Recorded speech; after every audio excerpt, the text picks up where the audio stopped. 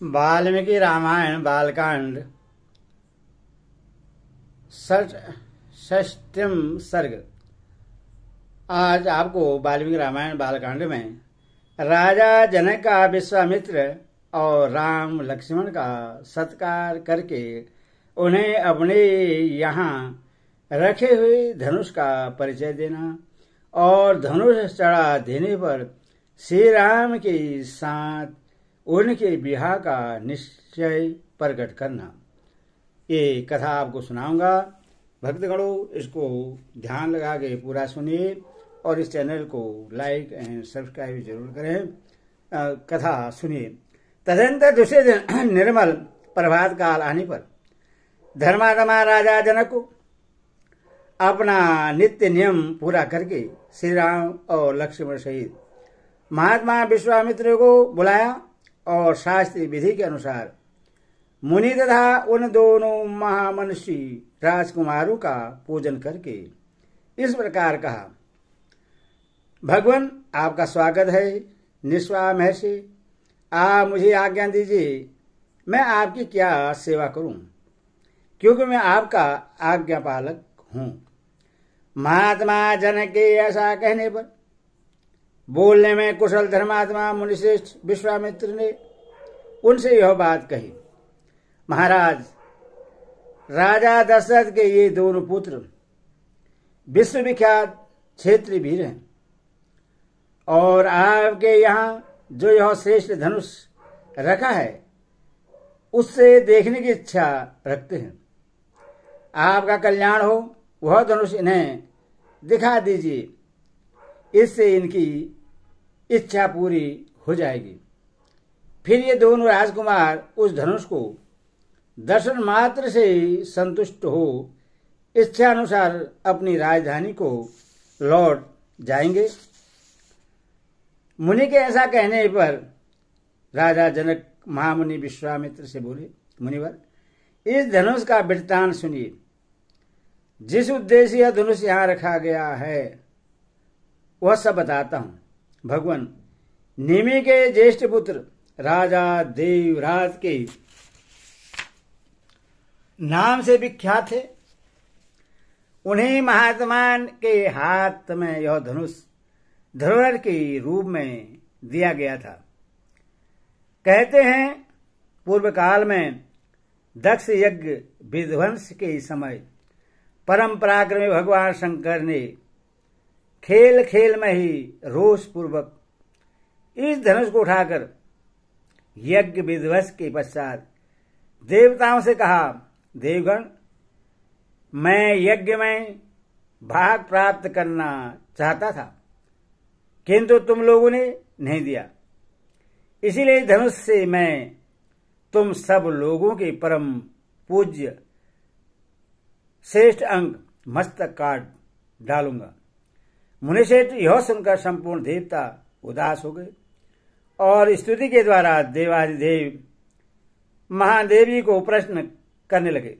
अंत में उन पर भगवान शिव प्रश्न हो गए। प्रश्न होकर उन्होंने उन सब महामनुषी देवताओं को यह धनुष अर्पण कर दिया। वही यह देवाधिदेव महात्मा भगवान शंकर का धनुष रत्न है, जो मेरे पूर्वज महाराज देवराज के पास धरोहर के रूप में रखा गया था। एक दिन मैं यज्ञ के लिए भूमि शोधन करते समय खेत में हल चला रहा था। उसी समय हल के अग्रभाग से जोती गई भूमि हराई या सीता से एक कन्या प्रकट हुई। सीता हल द्वारा खींची गई रेखा से उत्पन्न होने के कारण उसका नाम सीता रखा गया। पृथ्वी से प्रकट हुई वह मेरी कन्या कर्मशः बढ़कर सयानी हुई। अपने इस अयोनिजा कन्या के विषय में मैंने यह निश्चय किया कि जो अपने पराक्रम से इस धनुष को चढ़ा देगा उसी के साथ मैं इसका ब्याह करूंगा। इस तरह इससे वीर शुल्का पराक्रम रूप शुल्क वाली बनाकर अपने घर में रख छोड़ा है। मुनिश्रेष्ठ, भूतल से प्रकट होकर दिनों दिन बढ़ने वाली मेरी पुत्री सीता को कई राजाओं ने यहां आकर मांगा, परंतु भगवान कन्या का वरण करने वाला उन सभी राजाओं को मैंने यह बता दिया कि मेरी कन्या वीर शुल्का है। उचित पराक्रम प्रकट करने पर ही कोई पुरुष के साथ विवाह करने का अधिकारी हो सकता है। यही कारण है कि मैंने आज तक किसी को अपनी कन्या नहीं दी। मुनि पुंगवक तब सही राजा मिलकर मिथिला में आए और पूछने लगे कि राजकुमारी सीता को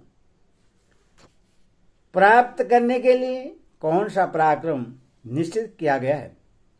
मैंने पराक्रम की जिज्ञासा करने वाले उन राजाओं के सामने यह शिव जी का धनुष रख दिया, परंतु वे लोग इसे उठाने या हिलाने में समर्थ न हो सके। महामुनि, उन पराक्रमी नरेशों की शक्ति बहुत थोड़ी जानकर मैंने उन्हें कन्या देने से इनकार कर दिया।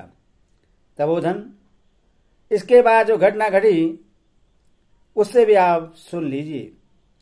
मुनि परवर, मेरे इनकार करने पर ये सब राजा अत्यंत कुपित हो उठे और अपने पराक्रम के विषय में सहसा पत हो मिथिला को चारों ओर से घेर कर खड़े हो गए।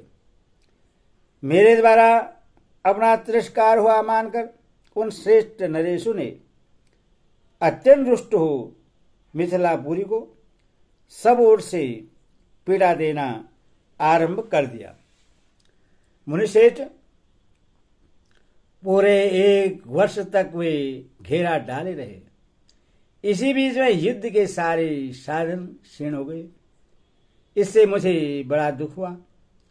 तब मैंने तपस्या के द्वारा समस्त देवताओं को प्रश्न करने की चेष्टा की। देवता बहुत प्रश्न हुए और उन्होंने मुझे चतुरंगिणी सेना प्रदान की। फिर तो हमारे सैनिकों की मार खाकर वे सभी पापाचारी राजा जो बलहीन थे अथवा जिनके बलवान होने में संदेह था, मंत्रियों सहित भागकर विभिन्न दिशाओं में चले गए। मुनिश्रेष्ठ, यही वह परम प्रकाशमान धनुष है, उत्तम व्रत का पालन करने वाले महर्षि। मैं उसे श्री राम और लक्ष्मण को भी दिखाऊंगा। मुने, यदि श्री राम इस धनुष की पर्चियां चढ़ा दे तो मैं अपने अयोनिजा कन्या सीता को इन दशरथ कुमार के हाथ में सौंप दूं। इस प्रकार 12वें आश रामायण आदि का भी बालकांड का 66वां सर्ग पूरा हुआ। अगला, श्री राम के द्वारा धनुभग तथा राजा जनक का विश्वामित्र की आज्ञा से राजा दशरथ को बुलाने के लिए मंत्रियों को भेजना। जनक की यह बात सुनकर महामुनि विश्वामित्र बोले, राजन, आप श्री राम को अपना धनुष दिखाइए। तब राजा जनक ने मंत्री को आज्ञा दी, चंदन और मालाओं से सुशोभित वह दिव्य धनुष यहां ले आओ। राजा जनक की आज्ञा पाकर वे अमित तेजस्वी मंत्री नगर में गए और उस धनुष को आगे करके पूरी से बाहर निकले। वह धनुष 8 पहियों वाली लोहे की बहुत बड़ी सिंदूक में रखा गया था। उससे मोटे ताजे 5000 महामनुष्य वीर किसी तरह ठेलकर वहां तक ला सके। लोहे की वह सिंदूक जिसमें धनुष रखा गया था लाकर उन मंत्रियों ने देवोपम राजा जनक से कहा, राजन, मिथिलापति राजेंद्र, यह समस्त राजाओं द्वारा सम्मानित श्रेष्ठ धनुष है। यदि आप इन दोनों राजकुमारों को दिखाना चाहते हो तो दिखाइए। उनकी बात सुनकर राजा जनक ने हाथ जोड़कर महात्मा विश्वामित्र तथा दोनों भाई श्री राम और लक्ष्मण से कहा, ब्राह्मण, यही वह श्रेष्ठ धनुष है जिसका जनकवंशी नरेशों ने सदा ही पूजन किया है, ता जो इसे उठाने में समर्थ न हो सके, उन महापराक्रमी नरेशों ने भी इसका पूर्व काल में सम्मान किया है। इससे समस्त देवता, असुर, राक्षस, गंधर्व, बड़े बड़े यक्ष, किन्नर और महानाग भी नहीं चढ़ा सके हैं। फिर इस धनुष को खींचने, चढ़ाने, इस पर बाण संधान करने, इसकी प्रतिष्ठा पर टंकार देने तथा इससे उठाकर इधर उधर हिलाने में मनुष्य की कहाँ शक्ति है। मुनिवर्वर, यह श्रेष्ठ धनुष यहाँ लाया गया है। महाभाग, आप इसे इन दोनों राजकुमारों को दिखाइए। श्री राम सहित विश्वामित्र ने जनक का वह कथन सुनकर रघुनंदन से कहा, वत्स राम, इस धनुष को देखो। महर्षि की आज्ञा से श्री राम ने जिसमें वह धनुष था उस सिंधु को खोलकर उस धनुष को देखा और कहा, अच्छा, अब मैं इस दिव्य एवं श्रेष्ठ धनुष में हाथ लगाता हूं। मैं इसे उठाने और चढ़ाने का भी प्रयत्न करूंगा। तब राजा और मुनि ने एक स्वर से कहा, हाँ, ऐसा ही करो। मुनि की आज्ञा से रघुकुल नंदन धर्मात्मा श्री राम ने उस धनुष को बीच से पकड़कर लीलापूर्वक उठा लिया और खेल सा करते हुए उस पर पर्चियां चढ़ा दी। उस समय कई हजार मनुष्य की दृष्टि उन पर लगी थी। पर्चियां चढ़ाकर महायशस्वी नरश्रेष्ठ श्री राम ने जो ही उस धनुष को कान तक खींचा तो ही वह बीच से ही टूट गया। टूटते समय उससे वज्रपात के समान बड़ी भारी आवाज हुई। ऐसा जान पड़ा मानो पर्वत फट पड़ा हो। उस समय महान भूकंप आ गया।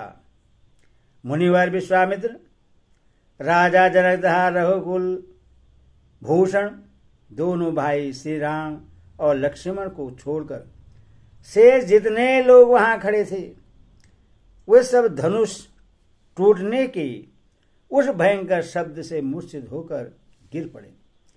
थोड़ी देर में जब सबको चेत हुआ तब निर्भय हुए राजा जनक ने, जो बोलने में कुशल और वाक्य में मर्म को समझने वाले थे, हाथ जोड़कर मुनिवर विश्वामित्र से कहा, भगवान, मैंने दशनंदन श्री राम का पराक्रम आज अपनी आंखों देख लिया। महादेव जी के धनुष को चढ़ाना यह अत्यंत अद्भुत, अचिंत्य और आनंदकृत घटना है। मेरी पुत्री सीता दशरथ कुमार श्री राम को पति रूप में प्राप्त करके जनक वंश की कीर्ति का विस्तार करेगी। कुशीनंदन, मैंने सीता को वीर शुल्का पराक्रम रूपी शुल्क से ही प्राप्त होने वाली बताकर जो प्रतिज्ञा की थी वह आज सत्य एवं सफल हो गई। सीता मेरे लिए प्राणों से भी बढ़कर है। अपनी यह पुत्री मैं श्री राम को संपित करूंगा। ब्राह्मण, कुशीनंदन, आपका कल्याण हो। यदि आपकी आज्ञा हो तो मेरे मंत्री रथ पर सवार होकर बड़ी उतावली के साथ शीघ्र ही अयोध्या को जाएं और विनय युक्त वचनों द्वारा महाराज दशरथ को मेरे नगर में लिया लाएं। साथ ही यहाँ का सब समाचार बताकर यह निवेदन करें कि जिसके लिए पराक्रम का ही शुल्क नियत किया गया था, उस जनक कुमारी सीता का विवाह श्री रामचंद्र जी के साथ होने जा रहा है। वे लोग महाराज दशरथ से यह भी कह दे कि आपके दोनों पुत्र श्री राम और लक्ष्मण विश्वामित्र जी के द्वारा सुरक्षित हो मिथिला में पहुंच गए हैं। इस प्रकार प्रीतियुक्त हुए राजा दशरथ को ये शीघ्रगामी सचिव जल्दी यहाँ बुला लाए। विश्वामित्र ने तथास्तु कहकर राजा की बात का समर्थन किया। तब धर्मात्मा राजा जनक ने अपनी आज्ञा का पालन करने वाले मंत्रियों को समझा बुझाकर वहां का ठीक ठीक समाचार महाराज दशरथ को बताने और उन्हें मिथिलापुरी में ले आने के लिए भेज दिया। इस प्रकार 12वें आदि श्री रामायण आदि काव्य बालकांड 66 सर्ग पूरा हुआ। हरि ओम तत्सत्। हरि ओम।